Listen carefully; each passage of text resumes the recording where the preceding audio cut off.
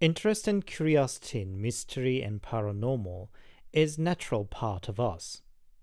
The very existence of this channel and the stories I narrate are based on that. While there are professionals such as shamans, mediums, and clairvoyants who can guide and help us with such matters, but to be fair, not many of us are actually really serious and committed enough to seek professionals just to fulfill our curiosities. For that reason, people are sometimes hooked up with some random spiritual games floating around by the word of mouth, and more likely today, on the internet. South Korea being such a fashionable country, by which I mean the whole country is gripped by a trend of the time constantly, from fashion to products to social issues to political agenda. Even in the realm of spiritual games, there are strong trends that come and go. As with other spiritual games, the accounts of the people who tried them are usually split in two extreme sides. On the one side, people would say nothing happened and it was total waste of time, while on the other side, they would say it is no game but a serious spiritual ritual. And of course, what interests us would be the latter accounts. So here are three allegedly true stories from Korea about spiritual games gone wrong. I would also briefly explain what these games are and how they are performed as an introduction. As always, handpicked, translated and narrated by your host, Anthony.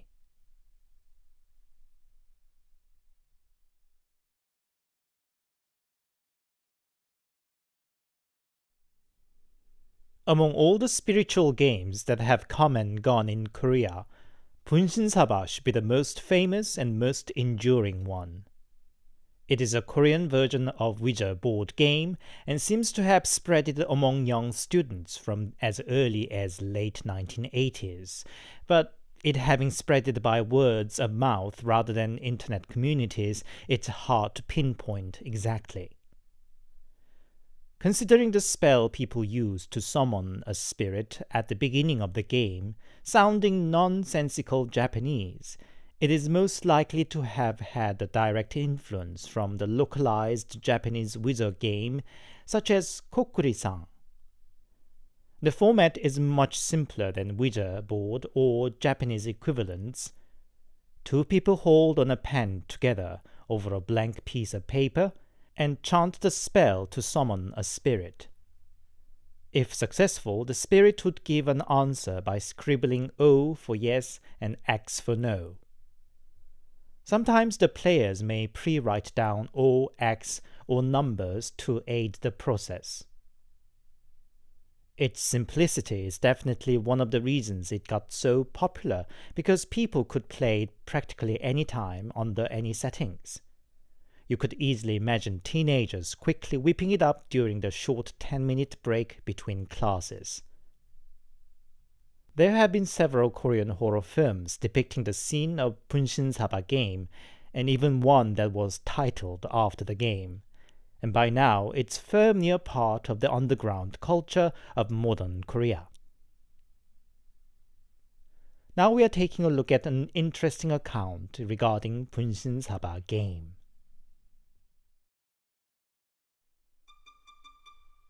A story from when I was a university student. One day I made a stop at my club after the day's lectures. I found a group of fellow members gathered around something. I joined to see what they were watching, and two guys were playing bun-shin-sah-bah. There was a sense of amusement and anticipation among the spectators, and some of them suggested I should join too and ask some questions, but I politely excused myself. Not so devout, but still a Catholic myself, I felt it wrong to participate in such a paranormal activity. The guys carried on with the game, and I just set myself at the corner of the room. I could not shake off the feeling that it was wrong to summon a ghost, so in my mind I recited the prayers. Then one of the spectators asked the supposed ghost, Is here anybody you particularly disdain? The small circling movement of the two guys leading the game suddenly got bigger and wild, enough for me easily notice even from afar. There were excited gasps amongst the spectators. One of them followed up with, "Who is that you dislike so?" Suddenly the two guys' hands moved straight to my direction. It was a decisive and clear move. Everybody was surprised. They quickly bade goodbye to the ghost and wrapped up the game. Some of them then came up to me and asked, "What did you do that the ghost should single you out?" I had to confess that I did recite Catholic prayer in my mind. People were all stunned about how a ghost could know that, and wondered if this proved the existence of ghosts after all. I think the incident scared them a bit, and I saw nobody playing bun-shin-sah-bah in my club again.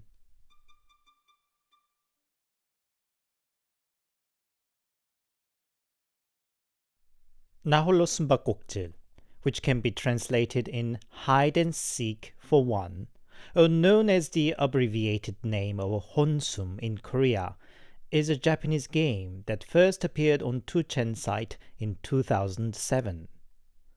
It was quickly translated and spreaded on Korean internet communities. Because it takes much more elaborate preparations and procedure, I don't think there are as many individuals who actually tried it as aforementioned bun-shin-sah-bah, but both mundane and spooky accounts from those who claim to have tried it, or occasional streaming broadcasts of the game in real time did attract lots of interest. The game proceeds as follows. Prepare a doll, tear it open a bit, stuff it with a handful of rice and some clippings of the player's nail, and sew it up with a red thread. Give a name to the doll and place it in a bowl or basin of water in the bathroom. The game itself starts at 3 a.m. Turn all the lights out and turn on the TV and leave it on a static channel. Come up to the doll and declare that you, the player, are the it or the seeker. Go out of the bathroom, count to 10 and declare, "Ready or not, here I come." Come back to the bathroom and declare, "Found you," and stab the doll with a sharp object such as a pin or knife. Leave the pin or knife next to the doll and then call the doll by its name and declare, "It's your turn to be it." Hold salt water in your mouth, which is said to make you invisible to the doll, and hide yourself in a secure place, and observe any strange occurrences such as weird noises or volume or channel changes of the TV. When you want to finish the game, get out of your hiding place, keeping the salt water in the mouth at all times.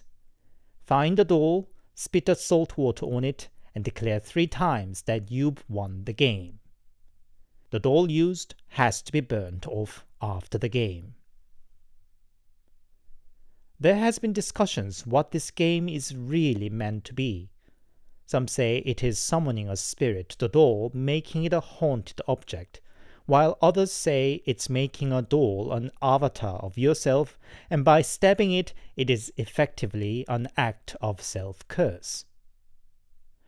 I'm not anyway an expert in occult, and I can't add an opinion of my own, but there's no denying that it is an interesting addition to horror mystery community. Now we are taking a look at an account about hide and seek for one gone wrong. I'm a 20-year-old man. A year ago, I worked as a bartender as a summer job. One night, my gang of friends were to visit me at the bar, but at the last minute, one of them, let's call him Sang-ho, sent a message that he had to attend some other business and could not make it. Whatever. I and other 2 friends had a wild night with lots of drinks, and I went to bed in the early hours of the morning. So when Sang-ho called at 7 and woke me up, I was pretty pissed. He asked me to come to see him at the nearby park. I would have just sworn and hung up, but his voice was shaky. So I went to the park. Sang-ho was sitting on the bench, smoking. I asked what was up, and he said he could not go back home. Only then I noticed his eyes were bloodshot and hand that was holding a cigarette shaking. Turned out, the night before he played that hide and seek for one thing. He even abandoned me to play that apparently. He said everything as instructed on the internet, named the doll Idiot, filled it with the rice and clipping of his fingernail, stabbed it 3 times, left the TV on, and hid in the closet. Nothing happened for the first 30 minutes, and he was about to call it off and come out of the closet when he got a call on his mobile from his own number. He picked it up and it was hung up right away. Then all hell broke out. The volume of the TV went up and down and channels flipped all by itself, while something was moving around on the floor making the swishing noise. Sang-ho was frozen in the closet, not daring to make a noise. Another 30 minutes passed and he decided he could not take it anymore. So he jumped out, found the doll in the bathroom and put a fire on it. Strange thing is, he didn't remember afterwards.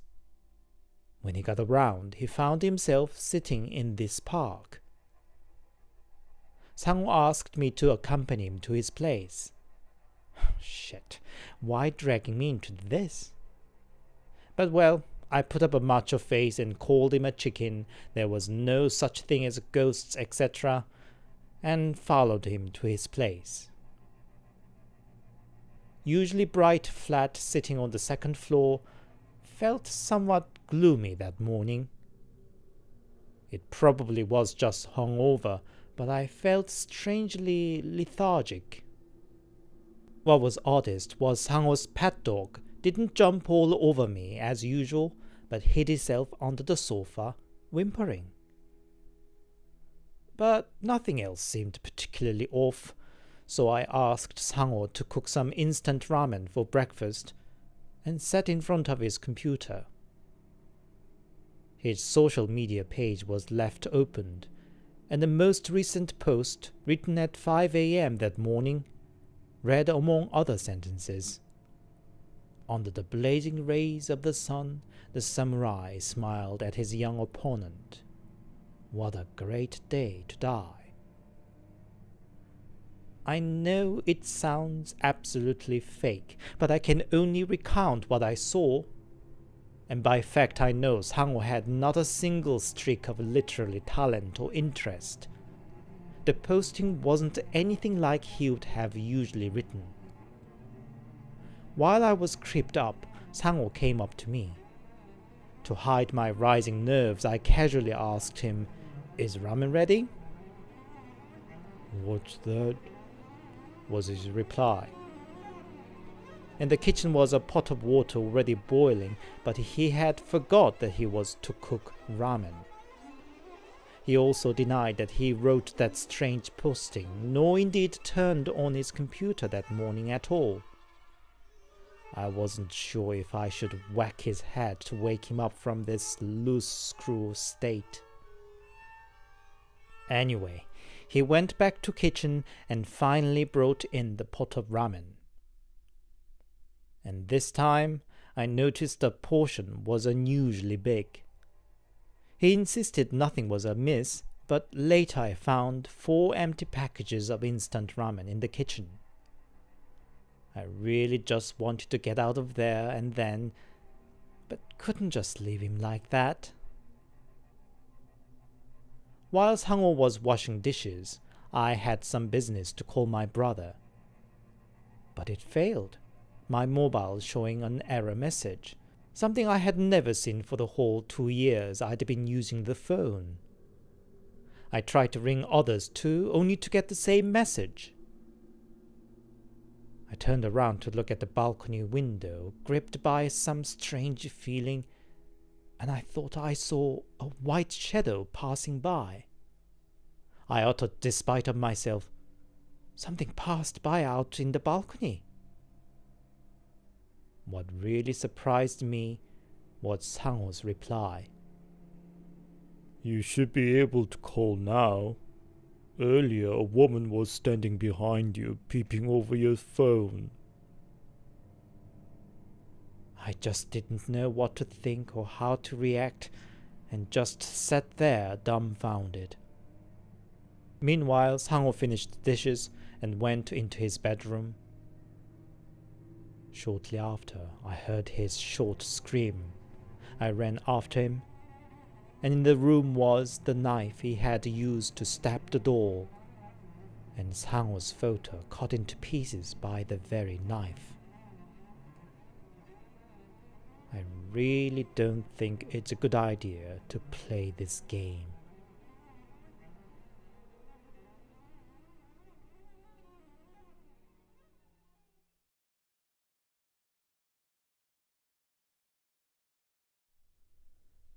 This again has its origin in Japan. It first appeared on 2chan in 2008 and spread it in Korea later in 2010s. It seems it got eventually more popular in Korea, and I guess that is because high-rise apartment blocks are much more common form of housing in most major cities in Korea. The exact instructions and details of the game vary one from the other, but the basic idea is to find a building that is 10 stories tall or higher. The game is to take place at 3 in the morning, and there shouldn't be anybody around. At any point, if the game is to be interrupted by another person, it nullifies the whole process. Starting from the ground floor, you should perform the setup journey up and down, and at certain point of the journey, usually at the middle floor, a woman would get into the elevator. You are not supposed to show any sign of acknowledgement of her or try to interact, and at the end of it, the elevator would leave you to a different dimension. Some variations instruct to prepare salt water to keep in the mouth, reminiscing that of hide and seek for one. There are also other methods using escalator, toilet flush, staircase, or even a mobile phone instead of an elevator. Now, we are taking a look at a scary account of this elevator game.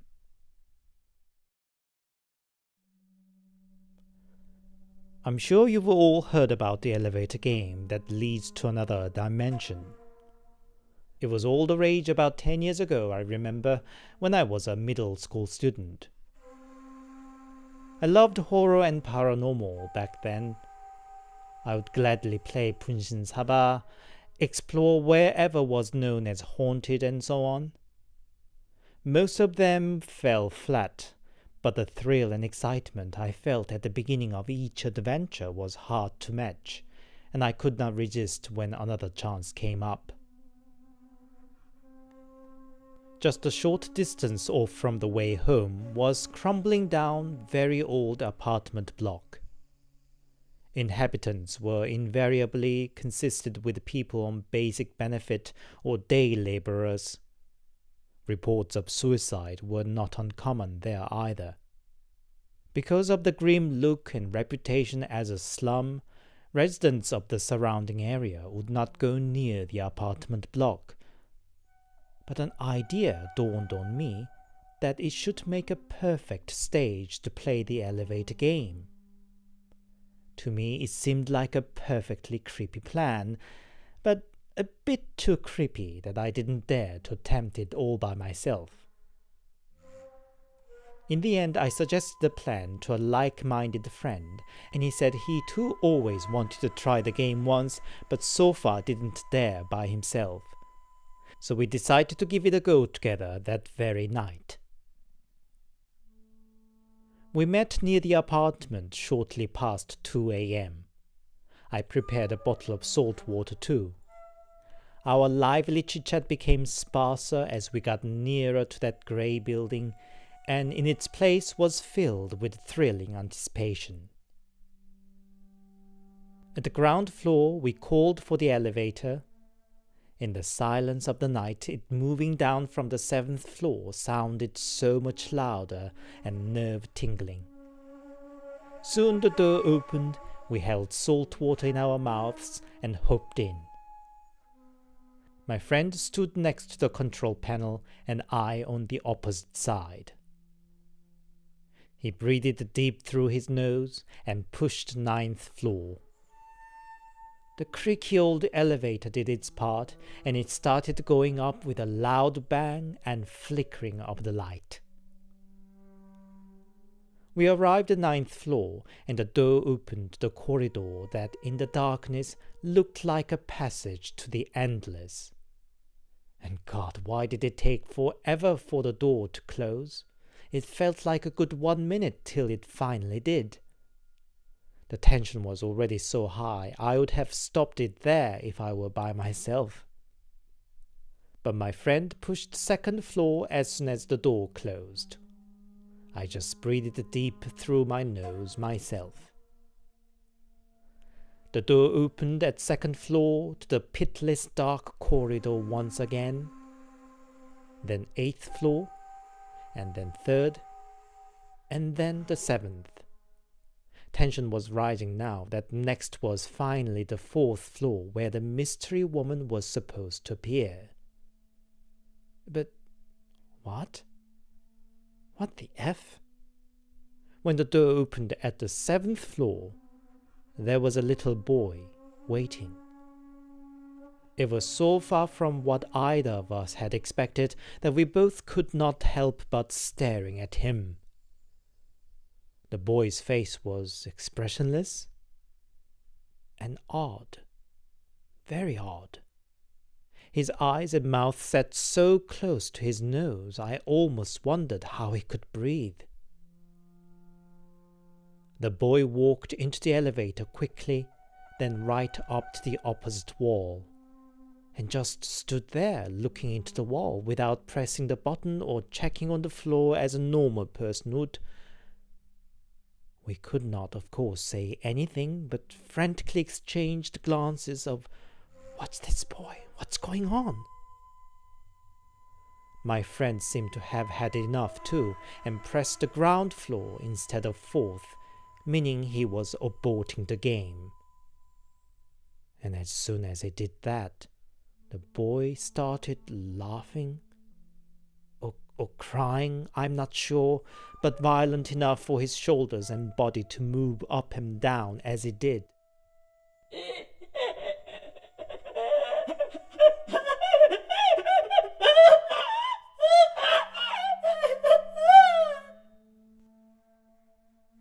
We were close to shrieking out ourselves with the salt water spraying out from the mouth. As the elevator descended, the boy's laugh got louder and more violent, shaking like a madman. Finally, the door opened on the ground floor, and we both shot out of there, spewing out the salt water. We ran as fast as we could, screaming and shrieking. One final thing. It might be a false memory, or my panic of the moment might have made me see something that wasn't there. But as I ran away, I did look back. The elevator door was closing, and I saw the hair of the boy getting longer and longer.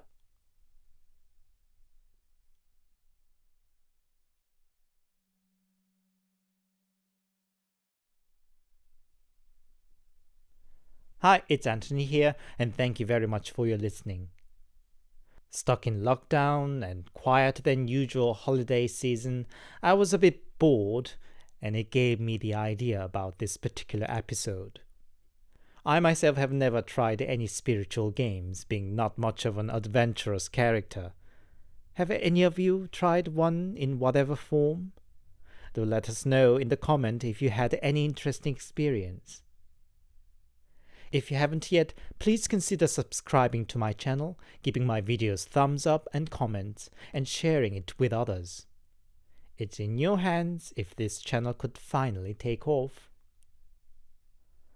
Now it's 2021. The issues of terrible 2020 is still carrying on, but let us hope that this new year become the time to mend it gradually. Happy New Year for you all once again, and see you in the next one. Take care.